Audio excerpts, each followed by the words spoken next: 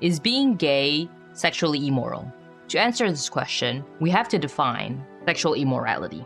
The original definition of porneia, which is typically translated to sexual immorality, is prostitution and all of the activities associated with prostitution. And then Jewish leaders, Paul, started expanding the definition of porneia to include any sexual activity they consider to be inappropriate for its time. Their idea of sex came from the agricultural lens, meaning that the man's seed contains the full potential of a human. So all the man has to do is implant that seed into fertile soil, being the woman, and then an offspring or baby comes about. So if that doesn't work, then there must be something wrong with the woman. The woman is infertile, is barren, and that's why a baby was not produced. And since the man's seed is a potential baby, then he cannot waste the seed and can only have sex for procreation purposes. And any sex outside of procreation is considered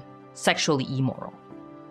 So masturbation is wasting of the man's seed and the potential human baby. So for 1500 years, sex is only for procreation without desire or passion. And the hierarchy was virgins, celibates, widows who are not having sex, and then married couples. Because they lack control and need to have sex, that's why they got married. And then the Puritans formed the idea of a nuclear family. And they made up this idea that marriage is equivalent to celibacy. So our modern idea of sexuality goes against biblical ideas of marriage, family, etc. So that means everyone who is having sex within the confines of a loving, committed, monogamous marriage is sexually immoral if it is being done outside of the purpose of procreation. And we know, scientifically speaking, that sex within a loving, committed, monogamous relationship is healthy. So if having sex within the confines of a loving, committed, monogamous,